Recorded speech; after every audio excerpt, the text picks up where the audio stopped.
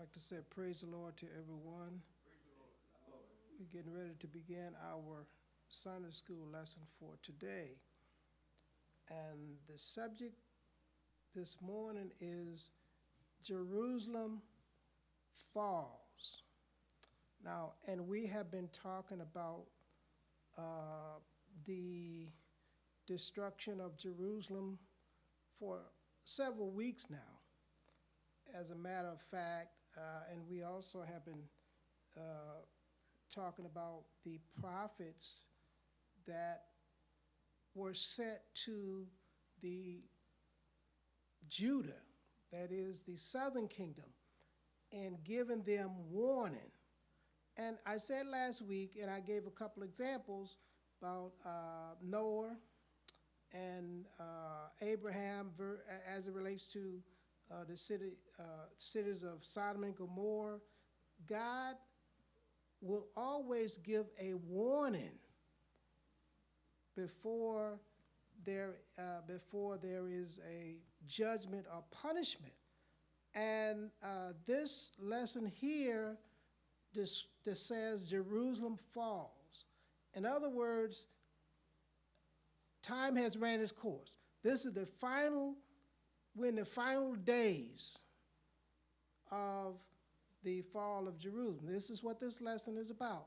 And we are in 2 Kings, the 24th chapter, verses 18 through 20, and the 25th chapter, verses 1 through 9. Now, King, that is 1st and 2nd King, the author is unknown, and it's probably Jeremiah, but it's not definitive that it is Jeremiah. But now, 1st and 2nd King covers 400 years of Israel's history. Covers I think from David reign to the last king. Now, in this particular lesson, as I said, it starts at the 24th chapter, verse 18.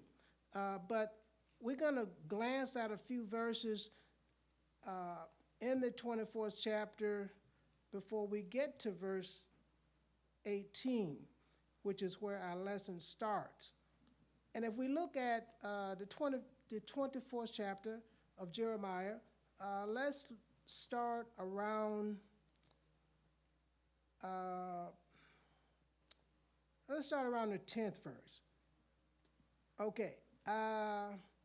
And it said, at the time the servant of Nebuchadnezzar came up against Jerusalem, and the city was besieged. Now, this, as I said, this is the final days.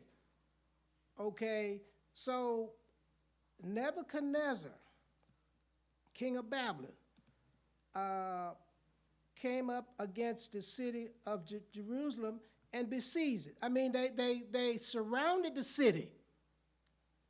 They had surrounded the city. Now, let's give a little bit about Nebuchadnezzar, the nation of Babylon, the Chaldeans. Okay, they also refer to as Chaldeans.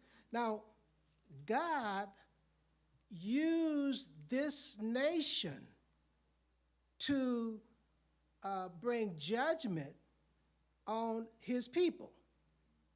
So God raised them up. Now, this is a pagan nation, as I said. He raised them up to be a rod of correction for his people, against his people. That is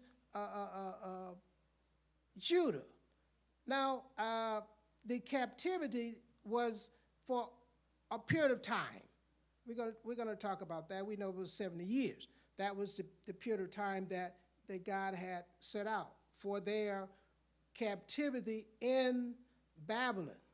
Now, this was God's bringing judgment upon Judah, not because they had done good, because they had been rebellious and disobedient. That's why. that's why God had decided to eventually bring judgment, to withdraw his protection. Now, okay, I said we're going to start at verse 10, and I read 10, where Nebuchadnezzar, king of Babylon, had besieged the city, had surrounded the city. Now, in verse 11, and Nebuchadnezzar, king of Babylon, came against the city, and his servant did besiege it. Okay, verse 12. And now this is King Jehoiakim. Now, the king, in our lesson today, the very last king of Judah is Zedekiah. The very last king of Judah is Zedekiah. Now, in verse 12, Jehoiachin is the king. Okay, and that's what it says. King of Judah went out to the king of Babylon, and his mother, his servants, princes, and his officers, and the king of Babylon took him in the 8th year of his reign. So, what happened? Jehoiachin was a king. He surrendered, okay, and to the, that is Nebuchadnezzar, Babylonian king, okay? And this is what happened, okay, let's look at 13. And he carried out thence all the treasures of the house of the Lord. Basically, and we know the story. I'm not going to go through the story because it takes too long. But Nebuchadnezzar took all of the valuables out of the temple and took them down into Babylon. Took the material value, and he took the human capital, the best. I said that a couple of weeks ago. He took the best and the brightest down into Babylon. So we see here that Nebuchadnezzar, he take all the treasures out of the temple. That's verse 13. Okay, and he carried away into all Jerusalem and the princes and the mighty men of valor, 10,000, and all the craftsmen and smiths. Now, we know what craftsmen are. Craftsmen are skilled laborers. Craftsmen, that's what they are. So they took them and the smith, and it said, none remained save the poor sort. So he left the poor there. We said that before. He left the poor there. But he took all the materials, the best material, all of the gold, and he took the best and brightest human capital down into Babylon. And he left the poor there. Okay, verse 15. Okay, carried away Jehoiachin, the wives, the officers, the mighty of the land, and into Babylon. Okay, we said that. 16. And all the men of might, 7,000, the craftsmen, 1,000, well, they didn't number them. Okay, verse 17. That's why well, no, 18 is where our lesson starts. Okay, verse 17 says, and the king of Babylon made Matthiah, his father's brother, king in his stead, and changed his name to Zedekiah. Okay, so after Jehoiachin, okay, he surrendered, and the king took him, and King Nebuchadnezzar made Zedekiah, and Zedekiah was a puppet king. So basically, if you see, who was in charge, basically? Nebuchadnezzar. Right. He besieged the city. He set up Zedekiah as a puppet king. But they had already besieged the city. Now, that was a period of time before the city, the Jerusalem and the temple was torched, and we're going to talk about that. But at this point, Nebuchadnezzar have taken over, okay? And he appointed Zedekiah. Well, they changed his name. His name is Zedekiah. So Zedekiah was the last of the kings of Judah, which was set up. And let's start at verse 18, the first outline. It says, another evil king. So basically, it's telling you right there that Zedekiah did not follow the Lord's guidance. He was not a good king. That's basically what it said. It was not a good king. Let's read verses 18 and 19. It says, another evil king. Zedekiah was 21 years old when he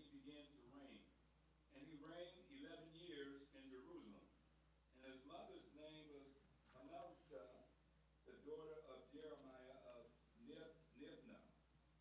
And he did that which was evil in the sight of the Lord, according to all that Jehoiakim had done. Okay, so Zedekiah, he did not follow the guidance of the Lord. Now, there were prophets there, there were prophets there, Jeremiah and others. Now, another thing, and there were false prophets too. Now, because we're not going to go to it, but you can find it in the Bible. The false prophet says, you're only going to be down there for a couple of years. You're only going to be, now, we already said, the Lord said 70 years. Right. 70 and 2 is a big difference between 70 and 2. But the false prophets say, you only be down there a couple of years. Okay. But the idea is, and I think we talked about it last week, Zedekiah was a weak king. You know, he went, basically he went with the people. He went to flow. Remember they said, well, Jeremiah, they said, well, take Jeremiah and do whatever you want to do with him. So they throw him in the pit, right? Okay, then when the Ethiopian came and told him, he said, we got to get him out. Okay, yeah, go get him out. I mean, he just went with the people. Wherever the wind blow, that's where he went. So Zedekiah was not a strong leader, okay? He was a weak king, and he did evil in the sight of the Lord, okay? So basically, it's true. Another evil king. But like I said, they had the prophets, Jeremiah, but he didn't listen to the true prophets. He listened to the false prophets. Now, what did Jeremiah tell him? Surrender. Why surrender? Because this chastisement was from the Lord. He raised up this nation to chastise his people. He said, okay, if you surrender, you're going to live. But if you put up resistance, you're going to die. That was the instruction. But no, he didn't go with that. No, he went with the people. He tried to form an alliance with Egypt and all that. Okay, why? He feared for protection. Now, first of all, Israel at that time was not a very powerful nation, but God had their back. Now he don't have their back. So, I mean, the whole thing is, well, why wasn't Israel before now overtaken? There were much more powerful nations than Israel, but God had their back. And when God said, okay, you on your own now. So that's why he saw protection from Egypt. He tried to form an alliance with Egypt, other powerful nations, but that wasn't God's will. God had took his hands. Okay, you on your own. You on your own now. And so he went with wherever, as I said, wherever the wind blow. Okay, now verse 20, they broke it up in 20A and 20B. 20A is in the first outline, 20B is in the second outline. So we're going to read 20A. That's the first part of 20, verse 20. For through the anger of the Lord it came to pass in Jerusalem and Judea until it had cast them out from his presence, that Zedekiah rebelled against the king of Babylon. Okay, now, as I said, this was God's rod of correction. This was what God's rod of correction. So, okay, the anger of the Lord. Why was the Lord angry? He was angry because of their rebellion and idolatry. That's what angered the Lord, because they didn't please him. It wasn't, well, I'm just angry with you because you're doing what is right, because it said he didn't do what was right in the sight of the Lord. That's what angered the Lord. So the anger of the Lord was a reaction to rebellion, and idolatry. Now, and it's a lot of reading, but in Deuteronomy, and we're just going to look at and glance at a few verses in Deuteronomy. Now, Deuteronomy 28, the 28th chapter of Deuteronomy. Okay, what that talks about if you are obedient, you will receive the blessings. Okay, let's look at it, and I'm not going to read them all. Okay, if you look at the first few verses,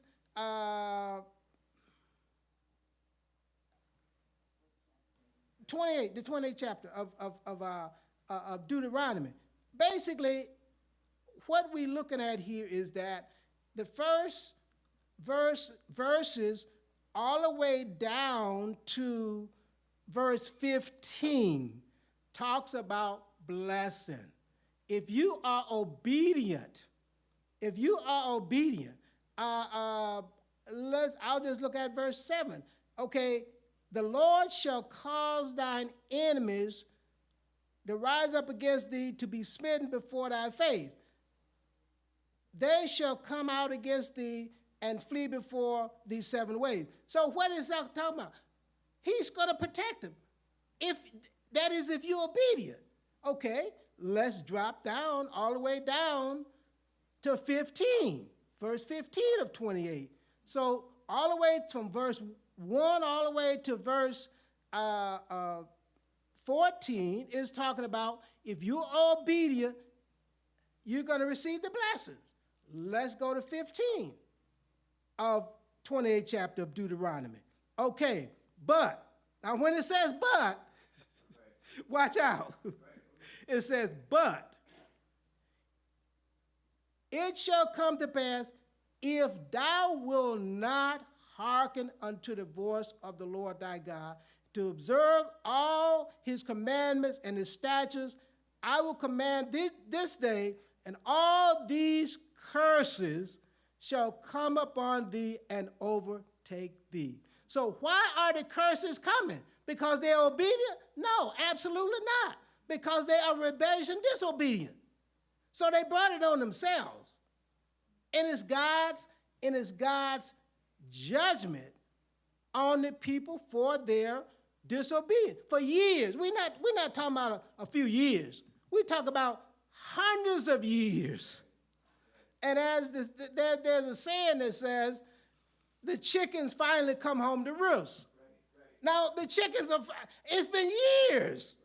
It's been years that the prophets have came, and we don't have time to read all this stuff, but they killed the prophets, and we talked about last week, they threw Jeremiah in the pit. Why did they throw him in the pit? Because he was telling them to surrender, because that was the Lord's will, and he said, well, they charged him with treason, threw him in the pit. Okay, so they killed the prophets, threw them in the pit, all of that, because they were saying what thus said the Lord. So now the chickens have finally came in on the roof. So the 28th chapter, if you want to read it, when you go home, you can read it all. And so that's the consequences of the disobedience to God. That's why they're suffering now. That's why they're suffering for their own. Okay. Now, that's the first outline. The second outline is another reckless rebellion. Now, first of all, this rebellion, this is in our lesson here back in 2 Kings 24b. You already read B already, but another reckless rebellion. Okay. Now, it says Zedekiah rebelled against the king of Babylon, which obviously he should not have done, right? The lesson caption gives us a clue here, another reckless rebellion. Right. So that was recklessness for him to rebel. Okay, because it was God's judgment, basically. Now, Because here's the gist of it. Because Zedekiah resisted Nebuchadnezzar's order, that was tantamount to him resisting God. That's what it boils down to. It was tantamount for, but no, I'm not going to obey you. I'm going to go here. When that was God's rod of correction, God was bringing judgment on his people because of their disobedience and rebellion. So he should, just like Jeremiah told him, you need to surrender. But no, I'm not going to surrender. And that was reason he placed his trust in the wrong people. You know, they had soldiers. We're going to talk about that. They had an army, but you know, it wasn't much compared. If you read it, compared to the Chaldeans. The Chaldeans were ruthless people. Now, here's the thing. Now, you say, well, but God raised them up. But in the end, we know the Chaldeans got their punishment. Now, let's dissect this. They got their punishment because they were ruthless people, because they were unusually cruel. Now, let me give you an example. If you are alleged to have committed a crime, you will be taken into custody. Okay? Now, even if it's a false arrest, you can't resist because they're going to figure that out in court. Okay. You don't resist. Okay. But if the police use excessive force, they will be charged. Even in the prison. The president can attest to this. The people are locked up. They are receiving punishment. The Eighth Amendment says no cruel and unusual punishment. Is it cruel to lock somebody up? Yeah.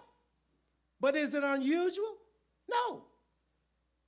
No cruel, not cruel or unusual punishment, cruel and unusual punishment.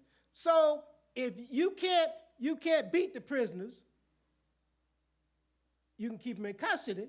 So what the Chaldeans did while they were punished for their own sin. They was not punished because they was used as a rod of correction against Judah. They was punished because they were ruthless people. They were unusually cruel, and they got their due. So the thing is that that's why the Chaldeans eventually, and they was overthrown as well, you know, eventually. But here's the idea: it was God's judgment, and God used them as an instrument of judgment against Judah. Okay, verse 25. We go now to the 25th chapter, verse 1. And it came to pass in the 9th year of his reign, in the 10th month, in the 10th day of the month, that Nebuchadnezzar, king of Babylon, came, he and all his hosts, against Jerusalem, and pitched against it, and they built forts against it round about. Okay, go ahead and read the next two verses. And the city was besieged until the 11th year of King Zedekiah. And on the 9th day of the 4th month, the famine prevailed in the city, and there was no bread for the people of the land. Yeah, I remember I said last week that people were starving. Now, I think it figures out to be about 18 months, about a year and a half. They couldn't go in and out the city to get bread or water. Remember, they threw Jeremiah in a cistern in this dungeon, and it was filled with mud because water had dried up. It was just mud, or mire. The script said mire, which is mud. Okay, so the city, so the Babylonians or the Chaldeans had surrounded the city for 18 months. like I said, they're taking over. They was inside the city. The people were starving. It said famine. It said, see, it's a famine. You know what a famine is? Yeah. So that what was happening for a period of 18 minutes. So the Chaldeans of Babylon had seized the city. So I believe this here, and I think the lesson brings it out too. I found it in other sources as well. It was 586 BC that Jerusalem fell. 586. That was the time. 586 BC. So that's why I said this is the final days. We've been talking about the destruction of Jerusalem, but now the city finally, and that's not the end of it, but we're gonna read that as well. Let's go to 2 Chronicles. Second Chronicles, I believe it is. Want to go there, and just look at a couple of things there.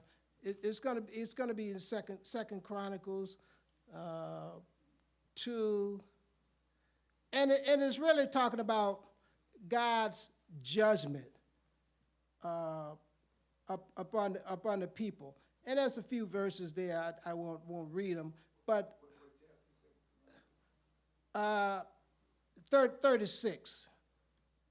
2 Chronicles 36 chapter. It's talking about basically the things that would be taking place.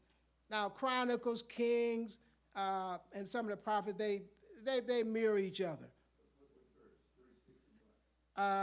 11 through 21, if you just look at those verses, it's talking about the doom, what's basically the situation that they're in. And let's look at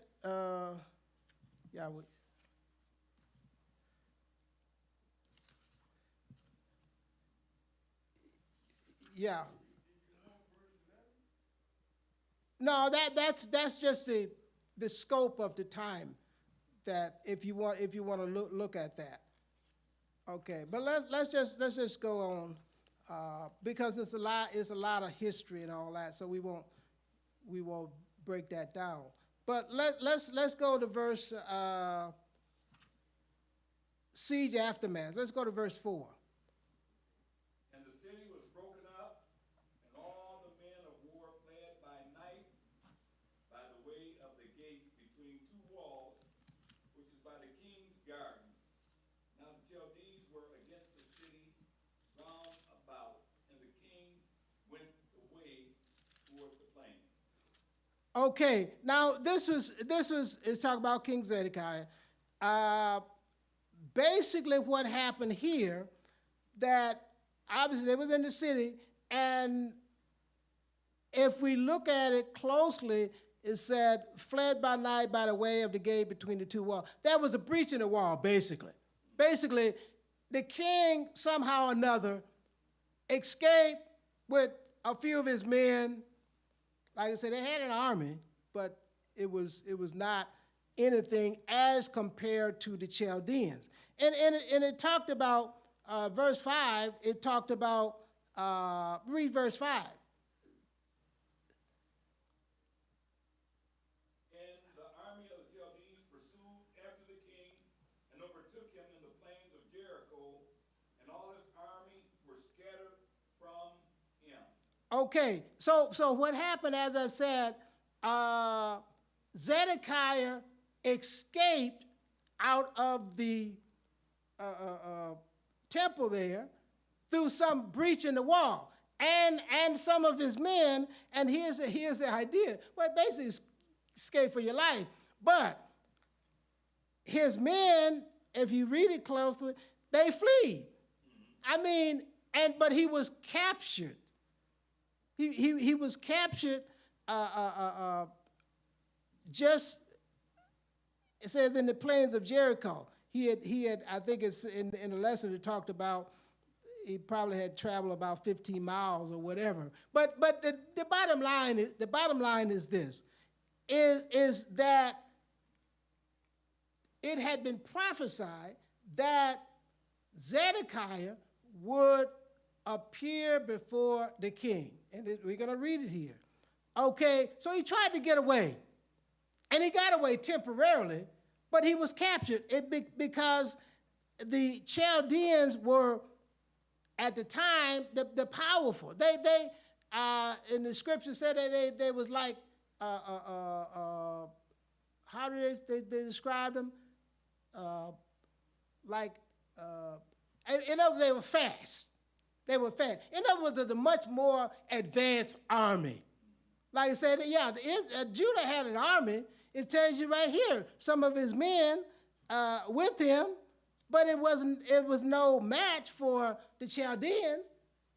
And as I said, God raised them up to be a rod of correction, even though they was excessively cruel, and for that they were punished. Yes, they was punished for their excessive cruelness. Okay, like, remember we had a lesson before, he said that the proverb were that the fathers have eaten sour grapes and the children's teeth were set on edge. But no longer you can use that proverb. You're going to bear responsibility for your own wrong. So whatever wrong you do, the Chaldeans were suffered. They were overthrown for their own wrong. They wasn't overthrown because, well, God, you chose to use us. Yeah, but you was excessively cruel. That's like in the prison. If a police arresting you use excessive punishment, they should be charged. In the prison, if you abuse a prisoner, it says there shall be no cruel and unusual punishment. That's the 8th Amendment to the Constitution. It didn't say cruel or. It says cruel and.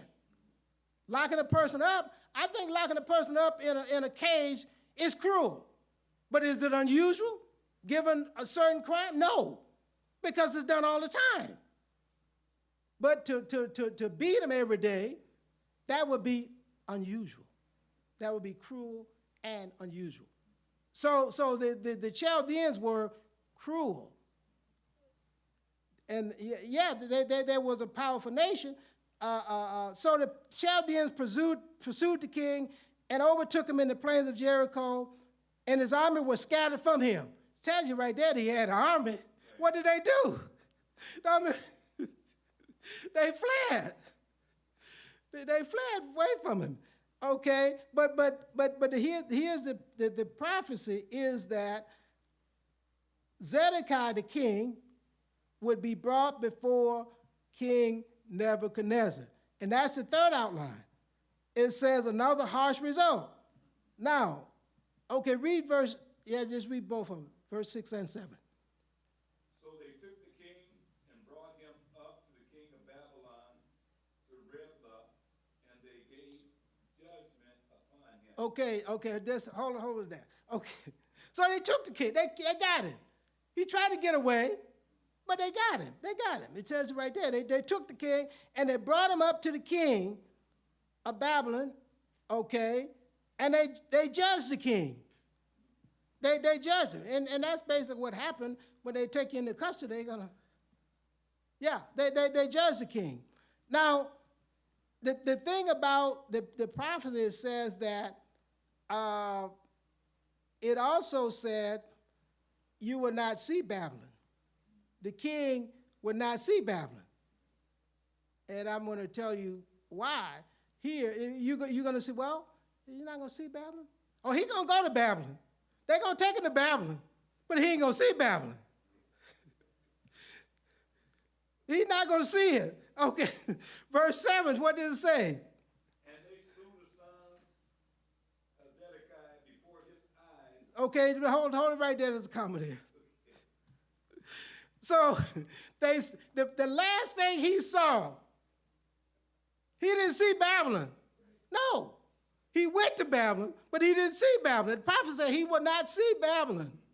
And he did not see Babylon. The last thing he saw was what? Before his eyes. I think he had, what, 5 or 6? He had a few sons. But he saw them. He saw that. And they put his eyes out.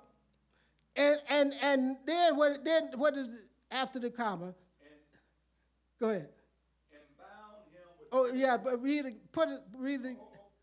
put out the eyes of Zedekiah. Okay, yeah, there's a comma there. They put his eyes out. They got him. They put his eyes out. Okay, and what else they did? And bound him with fetters of brass and carried him to Babylon. Oh, he got to Babylon, but he didn't see Babylon. It was prophesied. It was prophesied in the scripture that he would not see Babylon. And why didn't he see Babylon? Because his eyes were put out. But he went to Babylon. And all of this because of his rebellion. Because of his rebellion. Now, okay, so that's what happened to him. And as I said, that was the last king of Judah. Last thing he saw was he saw them put kill his sons before his eyes. Then they put his eyes out, and it took him in chains and fetters into Babylon. Because that was the result of his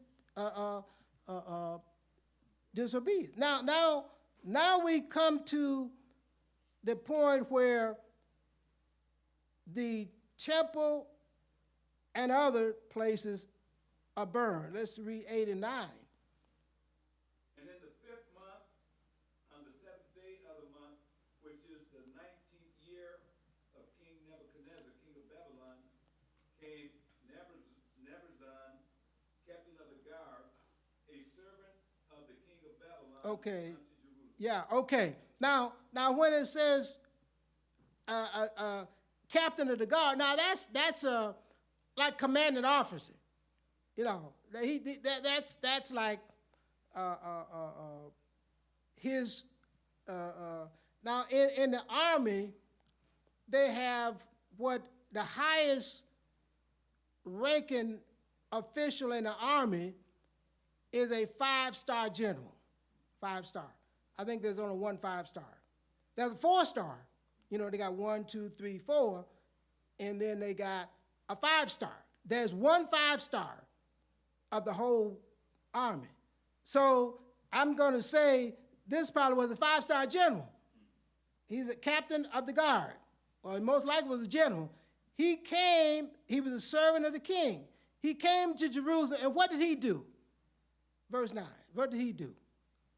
And he burnt the house of the Lord. Okay, let us stop there. There's a comma there. So he burnt the temple. This is the destruction of the temple, 586 BC. He burnt the temple. It didn't stop there. And the king's house. Burnt the king's house. Didn't stop there. And all the houses of Jerusalem. Okay. And every great man's house burnt he with fire. Okay. So not only did he burn the city, the temple, he burnt all of the important people, like, you know, it's just like, you know, rich people, whatever. Everything was burned out. So this, in other words, as they say, this was the last straw.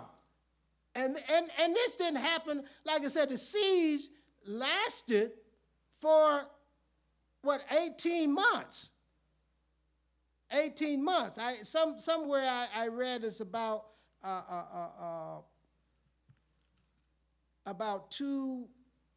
almost 2.5 years. I guess that was the time when actually Nebuchadnezzar came and took charge. But then the actual siege of Jerusalem was about 18 months. But in other words, it was a slow progression. Eventually, the temple was razed, burned. And all the important buildings and people's houses. And remember, all of the valuables were taken out. Nebuchadnezzar, I guess he wasn't stupid. He said, we're going to get all these valuables out and take them down in Babylon. And remember when they after the 70 years, they took them back. Remember that? We had that in a lesson. They took the valuables back. But Nebuchadnezzar, we're going to get all the good stuff and take it down in Babylon. Go ahead. And you know, they had lots of stuff overlaid with gold. Exactly. And everything. Yeah. No, he wasn't stupid. No, we ain't going to burn this up. And they didn't. And then, like I said, they took the materials, the best material, and the human capital. They left the poor there. I mean, what did they do? I mean, that's what we read it. We already read it in the scripture. They left the poor there, and well, we call it a remnant, but they were poor, and I think we talked about it last week. But Jeremiah had a choice. Remember we talked about it last week? Jeremiah had a choice to go down to Babylon or stay there, and Jeremiah chose to stay there with his people.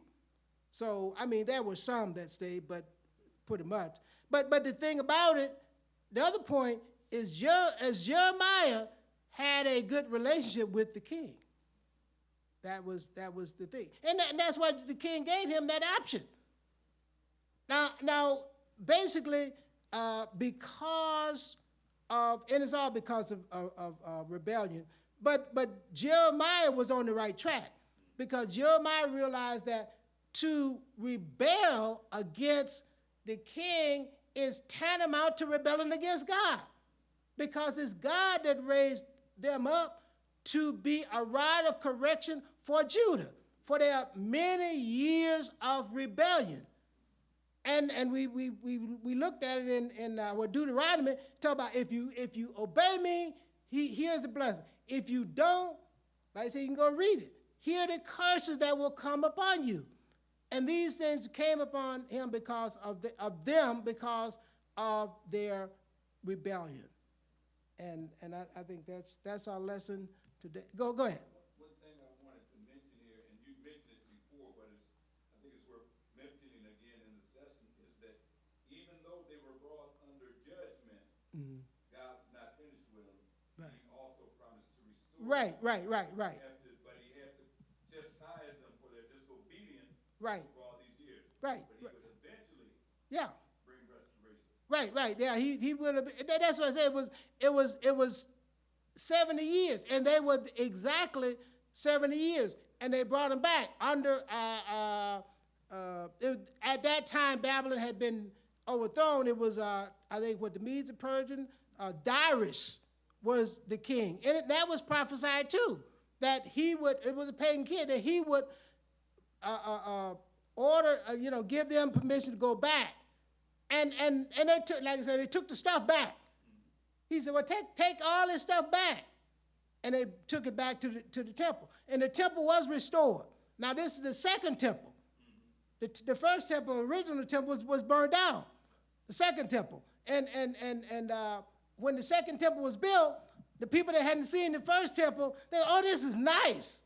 And the people that saw the first temple said, this pales in comparison to the first temple. But no, God didn't abandon them, but he God is true to his word. He's true to his word. He's not going to say, well, yeah, but they had an opportunity to repent. He said, if you do that, just like with Solomon, Gomorrah, if you can find 30, okay, I'll save the city. Well, if you can find 10, okay, I'll save the city. They couldn't find 10, okay, get out of the city. I mean, that's the whole thing. And with Nineveh, I know that it's about over, but with Nineveh, okay, that's why who was Jonah didn't want to go, because he knew that God was merciful and he would forgive them. That's why he didn't want to go, because God is merciful. He didn't want them to be didn't want it because he hated him. Now that's why he didn't want to go. He said, I know God, I knew you would forgive him. But another thing, God had to show him a lesson too. Yeah. Okay, that's our lesson today. We'd like to thank you for watching.